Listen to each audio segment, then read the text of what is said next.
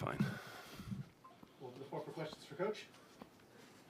You guys have been able to learn lessons through wins earlier this season. It's the first time you're going to do so after a loss. How has the team kind of responded to just the different tone of this week of that? Yeah, I mean, like I said after the game the other day, we're going to learn from our wins. We're going to learn from our losses, and we had a very similar film session as far as things that we need to do better and things that we did well that we need to build on both ends of the floor, at a defensive edit and an offensive edit, and then we moved on.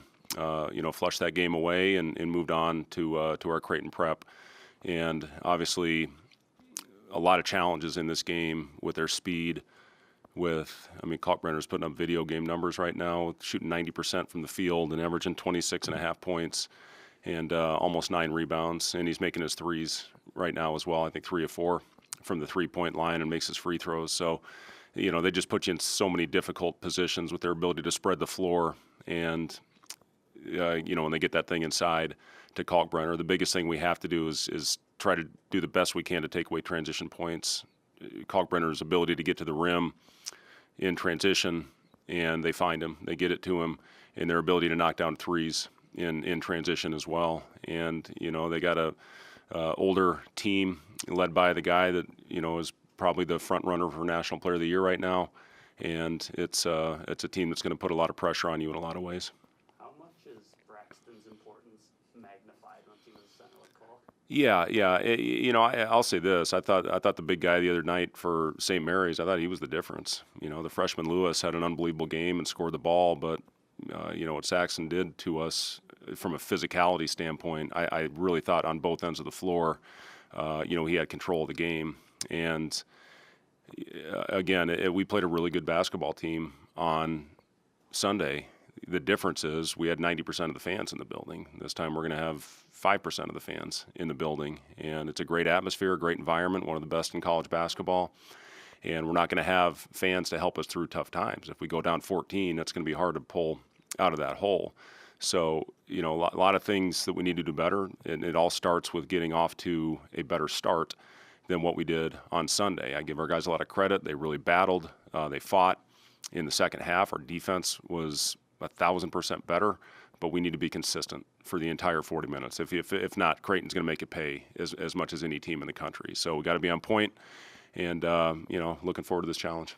How have you seen Braxton sort of embrace this challenge of facing one of the best centers in the country and having the week to sort of prep? Yeah, it's good for him to have the week. He, with the sprained ankle that he had that forced him to miss the game. When he missed whatever it was 4 or 5 days where he couldn't really do much except for bike and stationary elliptical type conditioning, did some work in the pool, but that time off affected him in his conditioning on the floor. And he's had a good week to get that back. He's out there doing extra running as we speak right now to, be in the best shape possible. The other thing is Kalkbrenner, the thing that amazes me about him, similar to Edey, is his ability, his stamina to play 30, 32, 35 plus minutes and still have the type of success and impact that he does. So, that's a big thing. We're not going to stop Kalkbrenner with one guy. It's going to take a total effort. It's going to start with Braxton.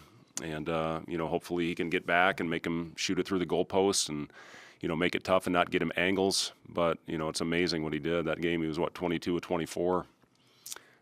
Was incredible, and they did a great job finding him. And Mac runs as good a sets as anybody in college basketball. So, Braxton's going to start with it, but Andrew's going to have to be on point.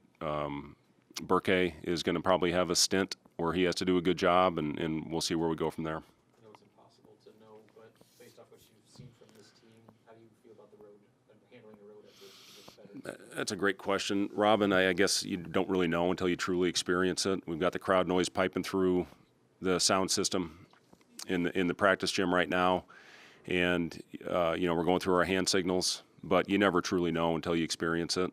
And again, this is one of the great venues. It's a great challenge, and we'll learn a lot about ourselves in this game on Friday night. Going into the rivalry aspect, it's kind of different with rosters the way they flip now, and guys are new to it, or is it not that? I think it matters the fan bases, obviously a lot. And I've played in a great rivalry with the Iowa State-Iowa, coached in that rivalry. Now this is going into year 6 in this rivalry in the state. The weird thing about this one is that on the next day, a lot of those fans will be cheering for Nebraska on the football field. That's always been a little bit bizarre to me, but it is. These rivalry games are really fun for the fans. They're not very much fun for the coach.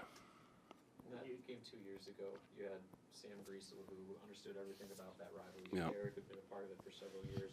With this group, is there anybody that you're maybe kind of leaning on to emphasize just the significance of this game to guys that maybe haven't been around it? Yeah, they know. They've all got their phones. They've all got their social media. They see everything that's being said about this game. I guess the guys that were a part of that game, not only 2 years ago but last year, where they absolutely handed it to us. It was close until about 4 minutes left, and then we folded, and they just completely put it on us in the second half. So I think you lean on both those experiences. The guys, Juwan, Sam, Cale, Henry, Jeff Grace, those guys that were in there in that locker room and felt it and experienced it. But then last year, the pain of going out there and just, getting embarrassed. So, you had guys that had been part of both of that, and just the feeling of what it was like in that locker room, 2 years ago, as opposed to what it was like last year. So, I'll say this: whatever happens, we're going to learn from what happens on Friday night from the result.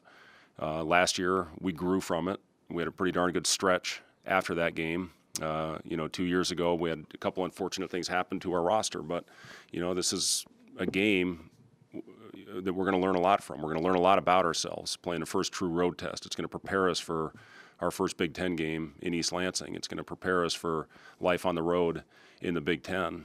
And it's, again, a heck of a challenge, one of the best rosters, one of the best teams that we're going to face all year. So we're going to, again, learn a lot about ourselves. How much can you draw from last year with the difference in Creighton's players and all that? Yeah, a lot of the same type actions. This is a game, as opposed to last one, where St. Mary's had their 8 sets and they ran them and they executed them, and that's what they did. Creighton's so random in what they do, and they put your defense in so much stress. And again, it all starts with their speed. If you let them get out in transition, you may as well not get off the bus. It's going to be a long night. So get back, get your defense set, and then this is more of a conceptual type game plan. These are the things that they do, but it's very random in their sets. St. Mary's was more get it down, get their guys to their spots on the floor, and then execute the play. So both very effective styles, but a lot more randomness involved in this one. We have to be on point with our communication. We have to do a much better job than we did in the game on Sunday to make sure we get our guys in the right spots so we don't give up an easy one, whether it's a layup or a three. You can't give them both. You can't give up the paint and give them threes. We did that last year. Is that randomness, that harder to prepare for, like with the scout team and all that? How do you prepare? Yeah, it is. You can't get a true look because they're so good at it, and they've got guys that have been in that system now. It was Shireman last year. He was so good in the random, ghost and shallow actions that he did, and you try to prepare your team as best you can for what they're going to put you through and the stresses that it puts on your defense. But yeah, as far as preparing 100%, last week it was their 8 actions. This is what they're going to run, and they're going to do it really well. And then the shot's going to go up, and that's where the fight really starts, is when the ball gets up on the rim. And this game is more, these are the things that they do, the conceptual things. They will execute sets very well, but there's so much randomness involved in Coach Mack's offense, and he's as good as anybody in the country, putting his guys in the right spots. How big was a game like Sunday for a player like Bergay? You were in the system and you had that kind of solid game against a really good team, and what that can do for a guy. Yeah, it was huge for us. We put him in some different spots on the floor, and I thought he took advantage of it. I thought he played with good physicality. I thought he made a couple really good plays defensively. Just went out and made an effort play to get a block shot. We finished off that possession, and it's a confidence builder for Berkay to see the ball going in the basket. Defensively, I thought he was terrific. I really did think he made a lot of good hustle plays. And now the next step is knocking down his shots. When you play him at the 5, that's one of the advantages of having a skilled player out there, because I'm telling you, he made his last 8 threes in his summer, and I know I talked about that a lot, and who gives a damn, right, until it goes in when you're playing, but he's capable, and once he starts making shots, that's going to be a difference maker for us. What have you liked from Raleigh these last 4 Yeah, I thought he gave us, when we were fighting back, we were climbing uphill, I thought he did a really good job getting to the basket. A couple of really nice finishes for us. His poise, his leadership is always on point.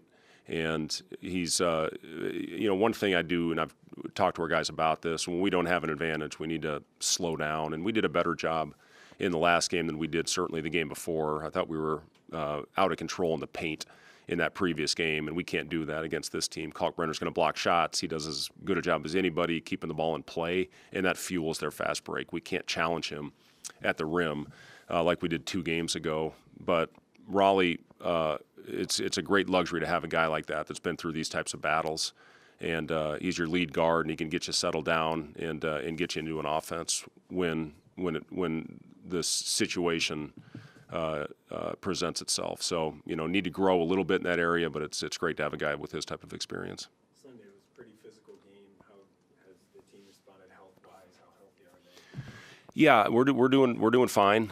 We had a really good, tough physical practice today. Yesterday was a little bit lighter, putting the game plan in, getting them up and down, working on some situations, and then tomorrow we'll lighten it up. Heading into the game, so the guys are fresh. That's one of the biggest things to me, is having fresh legs and fresh minds going into this game. But we got after it today, and everybody responded fine. Kalkbrenner in the middle and no Trey Alexander. How important is it for your perimeter guys to get on the board early? Yeah, as far as the glass, you're saying, yeah, very important. They're, I think, a plus 12 rebound margin, if I'm not mistaken. And we need to do a better job. I think we won the overall rebound battle on Sunday, but we gave them 17 second chance opportunities, and from an offensive rebound percentage, we weren't very good. But we got to battle. We got to finish possessions.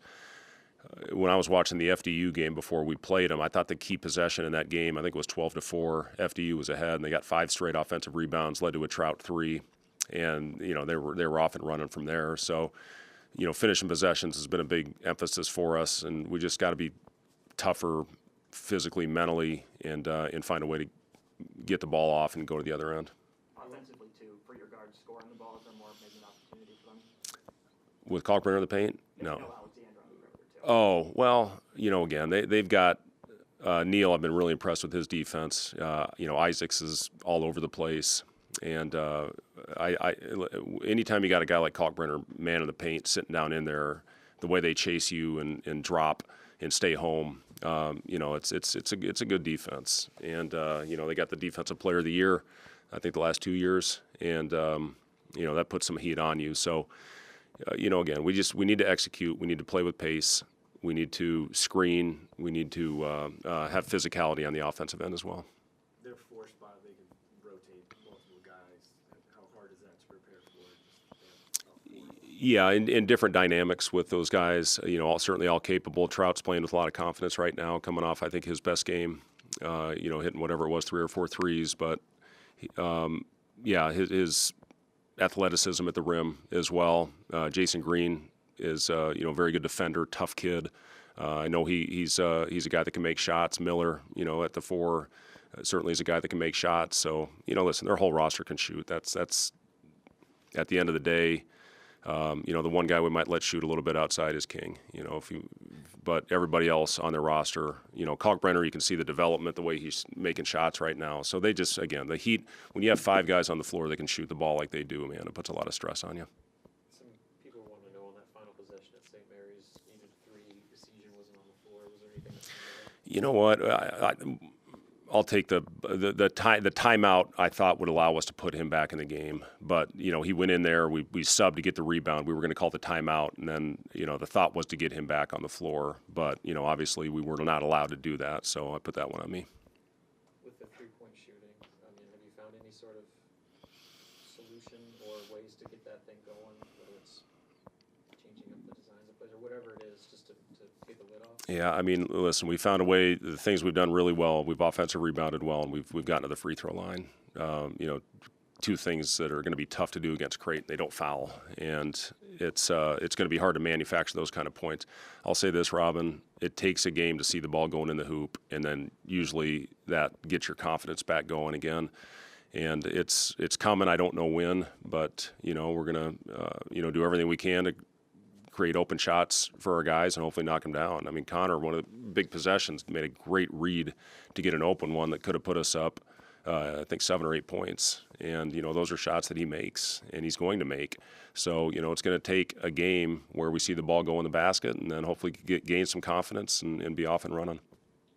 Is this a game where you want to play faster or maybe slow down? Because Creighton wants to. Oh, we want to play fast as we possibly can, Mike. No, I'm just kidding. The flow will dictate some of that. And, if we have an advantage, we want to take it. But again, that's the recognition. If we don't have an advantage, we need to slow down, execute, and hopefully get a good quality possession. Thank you. A little break and